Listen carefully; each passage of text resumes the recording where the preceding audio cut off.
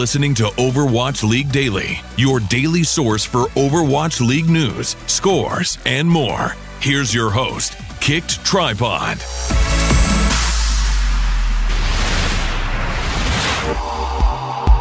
Hey, good morning, Overwatch League fans. This is your Overwatch League Daily episode for March 29th, 2018. We've got a special one. I'm joined by LA Gladiators head coach David Pei.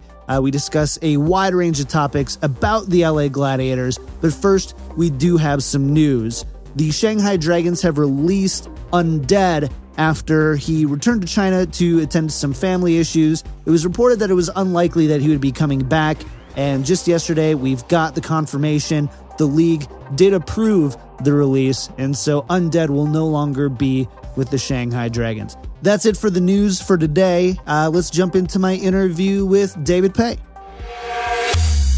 So I am here with LA Gladiators head coach David Pei. We're going to discuss a lot of really exciting topics about the LA Gladiators. We've got Fissure on the docket. We've got Stage 3 on the docket. Lots of cool things. For those who maybe didn't follow Stage 2 super closely, the LA Gladiators had a pretty amazing Stage 2, actually. In the middle of the stage, you swept the Valiant. You took back the title for the Battle of LA. You defeated the Spitfire 3-1 and fell just one win and 3 maps short of the Stage 2 playoffs. I hope that's not too fresh of a wound just yet. Between stages, you added Fissure from the London Spitfire, a player who Bren, an Overwatch League analyst on this show, said is his vote for the Stage 2 MVP. David, thanks so much for being here, man. I'm really excited for this. Yeah, thanks for having me. Yeah. It's gonna be awesome. We've got a ton of great topics. So let's just jump right in. And let's talk about Fissure first. The monkey in the room, if you will. Fissure, in your opinion, what did Fissure ignite in the Gladiators to kind of bring together that Stage 2 performance? Yeah, I mean, I think there were a lot of changes just besides Fissure that led to like great Stage 2 performances.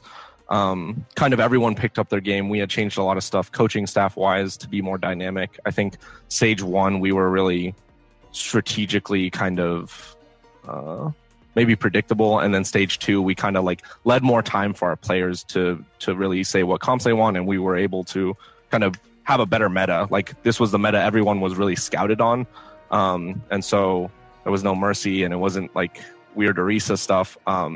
So we had everyone shine on this Stage 2 type of meta, and I think Fissure kind of was like the catalyst in that in a way, but at the same time there were like a lot of moving parts, but he definitely added a lot of decisiveness to our roster.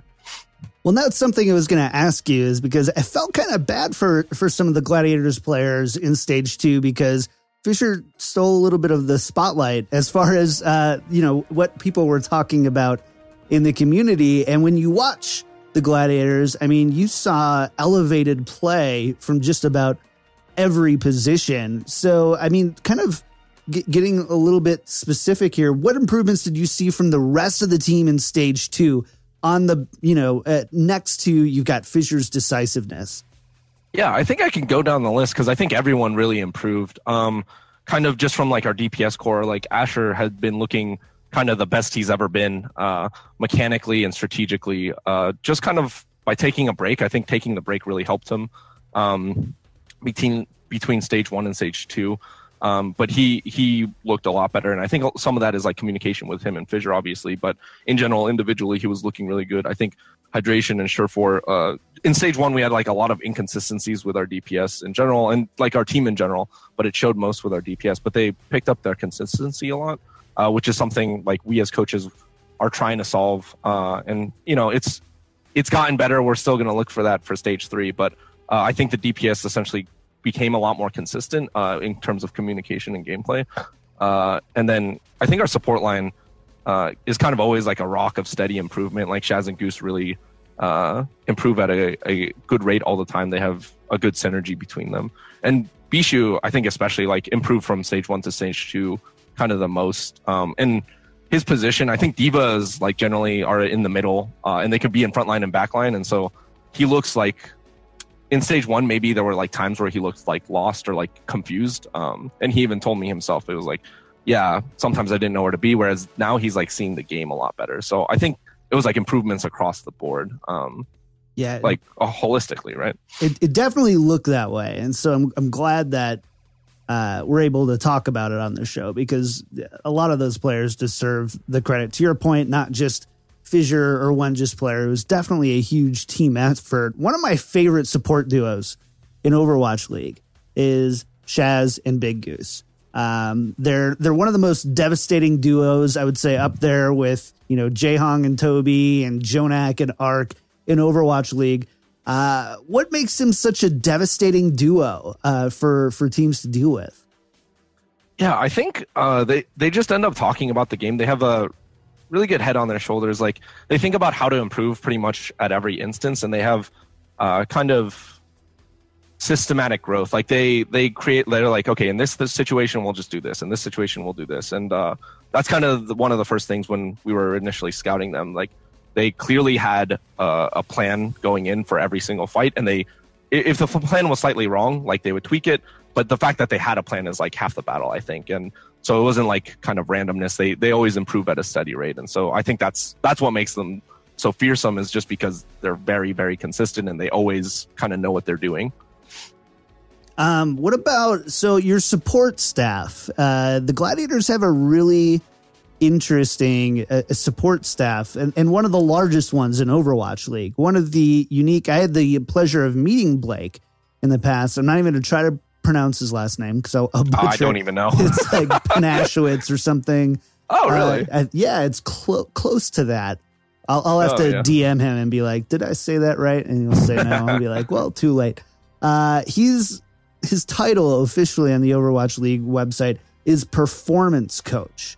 Can you tell me how you utilize Blake and how his responsibilities differ from that of like an assistant coach or a team manager? Yeah. So I guess kind of the responsibilities of all our staffs are kind of segmented.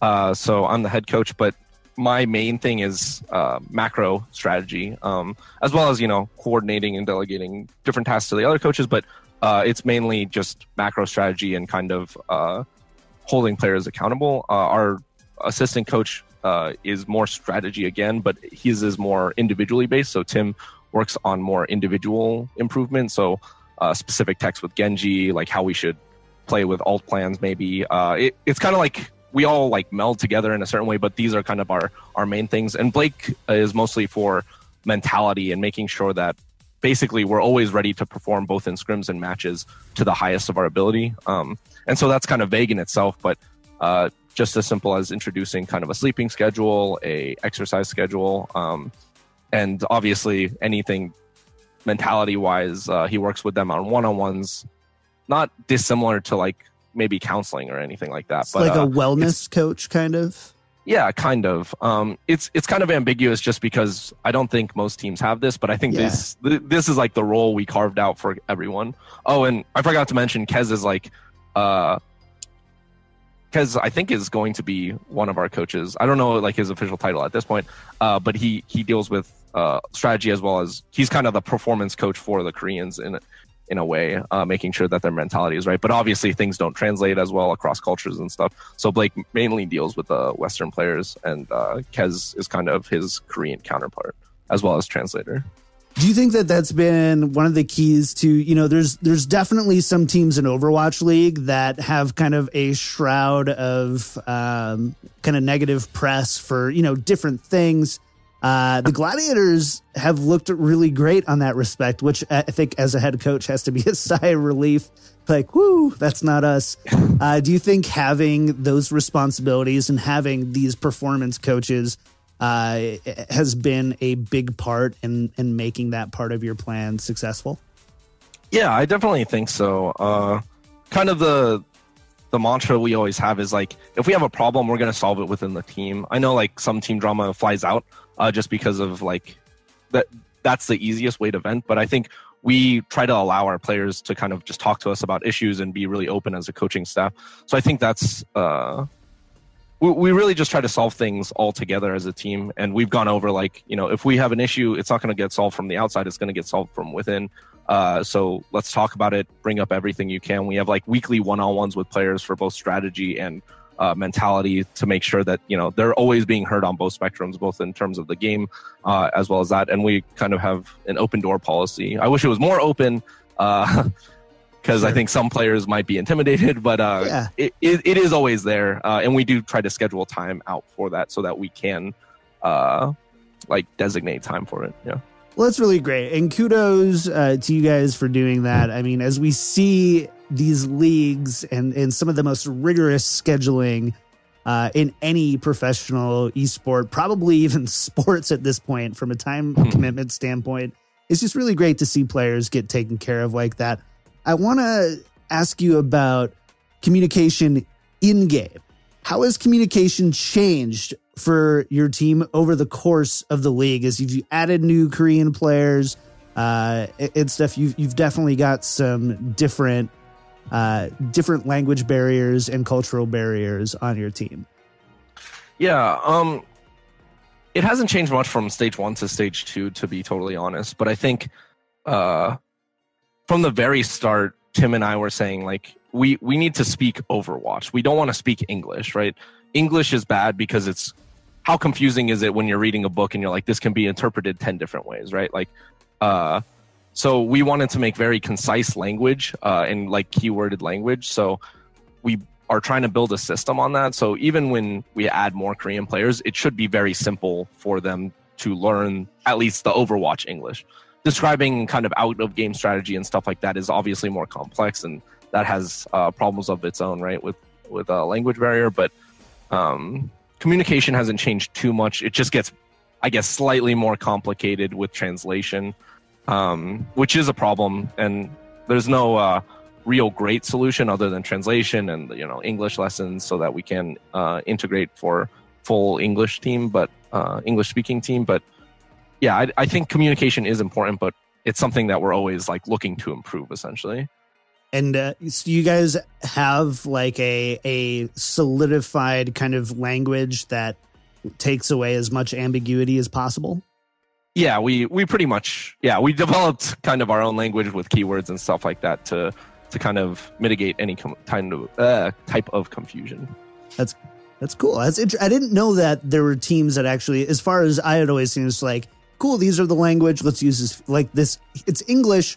Just use as few words as possible so that the Korean players, or whatever language they speak, can stay on the same page. Looking back though at stage 2, like we said, 1 win, 3 maps away from the playoffs. Is there anything that you guys really kind of regret from stage 2 that you'd go back and maybe do differently? I think we changed a lot of our structure. We are still changing our structure as far as coaching staff and kind of like how we want to deal with problems. I think we're going to change a lot of those things in stage 3. So it's not too much to regret even then. I think we did well in stage 2. We might have gotten unlucky in certain situations, but I mean, we're going to work on those problems in stage 3. So it's nothing to really regret in stage 2. I think we did well.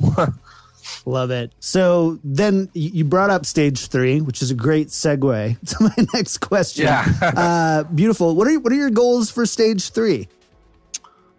I think kind of last stage, we set the goal of being top 4 from the get-go. We were like, we want to be top 4. I think now it's kind of more or less the same goal, except now it has playoff implications. Obviously, we didn't reach our goal of top 4. I think we were 5th or something by map differential, but I think our goal is still to be a top 4 team. It's just now we kind of know more realistically how we can get there. I think before we were taking a huge swing, and I think it's good to set your goals high. But right now we need to work on consistency. We've kind of shown that we could compete with the best. It's just, can we do that every time? Can we do that every single map, every single match? So everyone is working on consistency. We're going to try to solve that. But our goal is kind of just to have a better performance than we did in this stage. So top 4 again is kind of the goal. So if you were going to stage or change anything from stage 2 to stage 3, would you say that that's the consistency piece at the end of the day, is working on that consistency? Yeah, I think I think it's going to be mostly consistency. I think we're going to try different things, but I think something the players had noted is that they want us to be stricter with them. We were really strict, and then we fell back, and now we're going to go try to meet somewhere in the middle again, but be on the strict end again, because I think it just helps them. It helps specific players, I think, and it's worth trying just because towards the end, I think we were complacent's not the right word, but just not making the adjustments as fast as we needed to. From a gameplay perspective. So by strict, do you mean like more strict scheduling or more strict expectations? I think it's more expectations on like specifically strategy, like making sure if we say you need a call when monkey is low, that every time they don't do it, we slam them for it, type of thing. Because I think those are the small things that really help. You underclock your GPU just a little bit? Is that what you do? You just like every time they don't call it monkey, you just underclock that GPU another like 5%? Yeah. We pretty much just have to make sure that our improvement is steady. And it's hard sometimes if the advice isn't being listened to. And so we've been more lenient with that just because it's usually not them not trying. It's usually some other reason. But I think being strict will like kind of enforce how often things get followed through on. So it's something we're going to try. It's something we're going to kind of evaluate as we go through. But I think that's something that should help with consistency. One of many things. Yeah. So besides consistency, then, what do you see as your greatest obstacle? Wow, I don't know what an obstacle is. Obstacle to getting to the stage 3 playoffs and setting your team up for a strong end of season playoff run. Yeah, I think we need to come together as a team, like, I guess, faster. Like the relationships within the team, like I think we do a good job in practice of like the coach is saying like, oh, this went wrong, this is what we need to fix that. But I think when it comes to out of game, like they need to be talking more.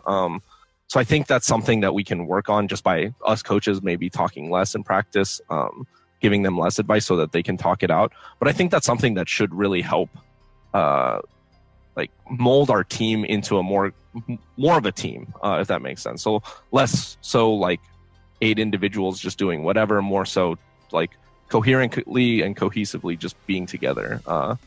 And I think that should help. But that is an obstacle for sure that I think we do face. Well, I'm really pulling for the Gladiators going into stage 3 and beyond. They've got a special spot in my heart now. They really do. I've spent too much money on Overwatch League jerseys already, but Gladiators. Whose jerseys do you have? So right now they're I've got 2 NYXL. So I've got Sabiolbi and Pine, and then I've got